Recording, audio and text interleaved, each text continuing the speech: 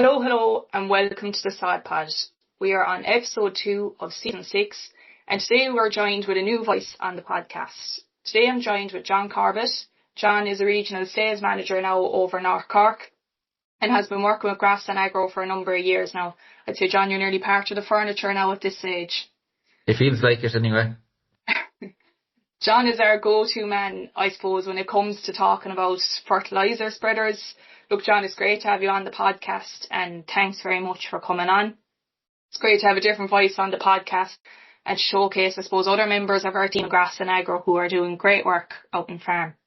So, John, I suppose, look, things have kind of changed, I suppose, over the last number of years when it comes to spreading fertiliser. You know, we've had regulatory changes in the amount of nitrogen and phosphorus we can spread, but we've also changed, I suppose, in the type of fertilisers we're now spreading as well.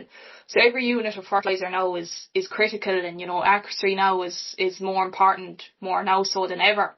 And I suppose, look, a lot of work goes into doing nutrient management plans and, you know, putting the right product in the right place and at the right time of year and in the right rate. But I suppose one other thing we have control over is the actual spreader and the accuracy of how you can spray it. I suppose, what are the key things a farmer can do to ensure that the spreader is set up right for the year? Look, Clodagh, firstly, thanks for having me. I suppose it all comes down to, when we look at everything now, we're looking at nitrogen use efficiency and trying to complement the farm. And I suppose that is what's after changing especially in the last 5 years, where people would have been able to put a very simple program in place, start off with a bit of urea, go out with a compound, follow out throughout the year with, say, a chem-based product or something like that. We're all trying to complement what we're trying to do on farm, and the same thing has to come into mind when it comes to the machine itself. So I suppose it's just trying to get its nitrogen use efficiency, and that's what we're trying to aim for. And is doing the simple things right. That's what we're always trying to focus on. What can we do that people can understand it and make sure that they get the most out of their machine? So look, I suppose where I always start on it is I always kind of start with the tractor itself, having check arms correct. And look, I suppose just to check for people to do that themselves, put the spreader on the back of the tractor and compare the number plate to the back of the spreader. It's a very simple thing that you can know from left to right whether the machine is parallel to the tractor, as well as that to make sure check arms are tight. And small things too, when it comes to the tractor point of view, do we know what the actual forward speed is? And I suppose, look, it's a very simple question. What I've generally found on it is there's speedometers in every tractor, but the accuracy often varies because compared to new and used tyres and compared to wheel slip at the start of the year. And that's where, look, I suppose, what I'd often look at is if you're trying to spread at 10 kilometres per hour, but in reality, you're either doing 9 or 11, you're 10% out in your fertiliser rate already. And given the restrictions we have on fertiliser, we can't at this stage afford to be out that far at any application throughout the year. Then we have to look at, do we know the size of our fields? Now, this is an area that's come on massively, especially in the last 5 years with mapping technology. But it's the reality, is the field actually 10 acres, is it 2 acres? What we actually need to have in the spreader to get round it and to have nothing finished left at the end of it. Where that generally was an issue, was, say, more so on silage ground, where you might have said it was always known as, say, a 40-acre block ground for silage. But in reality, when you go around with a GPS and you actually see what's there, it could be 36 or 37. And then people were wondering, why were they left with fertiliser in the spreader, or were they trying to counteract that and actually go to a higher application rate, that fertiliser that could be used somewhere else in the farm? So the small things, look, having the tractor right, having your speed right, knowing the size of the fields, what do we want to achieve? And I suppose it's about setting simple goals. So when you move back into the spreader then, once we know that the machine is level, the check arm's right, what height does the spreader have to be off the ground? And like that now, this is something that, look, you sit up in the yard and you do your best. Look, usually speaking, with an Amazon machine, the disc is supposed to be level at roughly about 80 centimetres. But you do all this work in the yard, you go out to the field then, and you realise you're after going down 2 inches in the field just with conditions not being absolutely perfect. So it is just a case to reassess it in the field, check what you want to do, and look, do simple things. Look, I know from home, we usually have, we have a small bit of bamboo cut 80 centimetres, or we've chain on the spreader that when the last link is running on the top of the ground, we know that's 80 centimetres. Just small things like that people can just look at and make sure they're correct, that and making sure vein condition, because look, what we're talking about in the veins, that's the actual mechanism that's throwing fertiliser, that's actually getting up to speed. But what we have found historically with an awful lot of machines on it, especially where there have been issues, is there's been pitting or waving across the vein. So what I'd be encouraging everyone to do on it is to go out to their own machine, run the finger across the vein, and if it's smooth, it should be a smooth surface, but if there's rippling in it or waving in it, then you have to look at changing those. Yeah, definitely.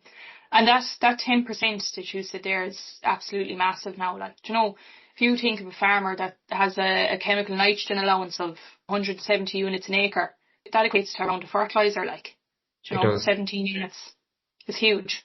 But no, that's really useful information there, John. Thanks very much. I suppose, look, just to explain for people who might be listening, the difference between the likes, you know, CAN and urea, they're completely different products. Like, why do we need to change the settings on the fertiliser spreader when we're swapping between these two types of products?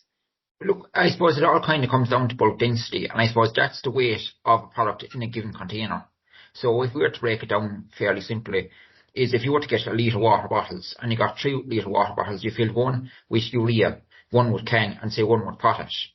What you'd find on it is the urea would weigh around 800 grams in the 1 litre water bottle, the CAN would weigh about 1 kilo, and then the potash would weigh about 1.15 kilos. So what does that mean in real terms on farm? And it's just about to bring it back to that on it is, why is the reason that a large bag of urea is 375 kilos, whereas a big bag CAN is 500 kilos, and then if you see the likes of, say, our soil conditioner Fizzlet or Muir Potash, the 500 kilo bag is actually shorter. It's all about, it's denser in that given area. So that's what we're trying to focus on, especially then what do we, to change the spreader then to account for that. So look, especially when you're coming down to that on it is, there's been a massive leap forward when it comes to settings, when it comes to manufacturers. And look, I suppose it's an area that we've tried our best to keep up to speed with. But basically, using these apps on the phone, put in what product based on your nutrient management plan that's going to spread for around, work on the rate like that now, that'll get you, look, 90% accuracy then on what rate you're trying to get out. That idea with the bottles is very good. I was actually at a farm walk there, was it last year? And they too like that now, just normal water bottles, and they CAN versus urea, but you know, the farmers couldn't get over the difference in weight, like. So I suppose, look, there's different types of urea-based products. Look, I suppose we understand this because we're talking about this every day in our jobs, but for people who are listening there, you know, you have the likes of your Eco 38, which is our 38% nitrogen, Pro Urea, which is 46, and then you have the likes of 29014. You know, can you just talk me through, I suppose, why there's so many different rates, I suppose? Look, it all comes down to, we're always trying to work with the best science that we have available to us. And what has changed massively, look, just between the 46 coated urea and the 38, that we have to put out an awful lot more sulphur now, because due to environmental regulation, this was available naturally. And it's just the case that we're trying to bring up that place now. And look at the importance of it. We have to look at it too. We've seen an awful difference in nitrogen allowances there in the last 5 years. So the likes of sulphur and the likes of everything, between lime and everything, everything has become a lot more important. So just to work with the market on it is your 46 urea, the straight form of the product. And like that now, look, where do we usually see it often is the starts and the ends of the year. Whereas then if you take your 38 and 7.6 sulphur, that's very much, look, I suppose there was an awful lot of work done by Claire Aspel on the importance of sulphur, especially into the springtime, and that you get more out of your slurry. And as well as that, look, especially in silage crops, that you get higher protein levels where sulphur is brought into the mix. So it is very, to focus on that is, that's very much where that 38 and 7, it's often what we see it into the mid-spring period. That's generally where you see an awful lot of product with silage crops.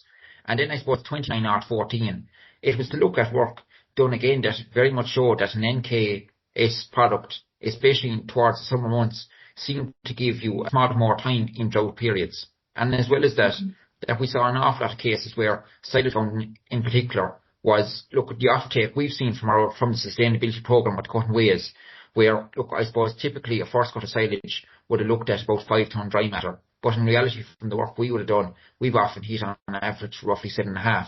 So the offtake in K has been substantially higher. And that's something, look, we've done an awful lot of work on this. That even the reality of it is, even with the likes of 29-14 in a silage programme with slurry, that we're still short in K when it comes to the back end of the year. And that's where especially, look, we've worked on products like Solid K, and as well as that, we've tried to emulate that 29-14 product with our own nutrient K. Like that now, for those summer months, to give it phase release nitrogen with urea, have potash there, have sulphur there, just have that summertime mix. That's I suppose that's where it generally works into. It definitely, like, especially there on the grazing ground, look, depending on where you were in the country last year, you know, some parts of the country with a great grass growing year. I know in your own country there, the drought times, and same with the southeast, but, you know, that K is so important. And, like, I suppose the areas of the country that had a good grass one year, there was a lot of bales taken off the grazing platform as well, which is stripping the ground of K.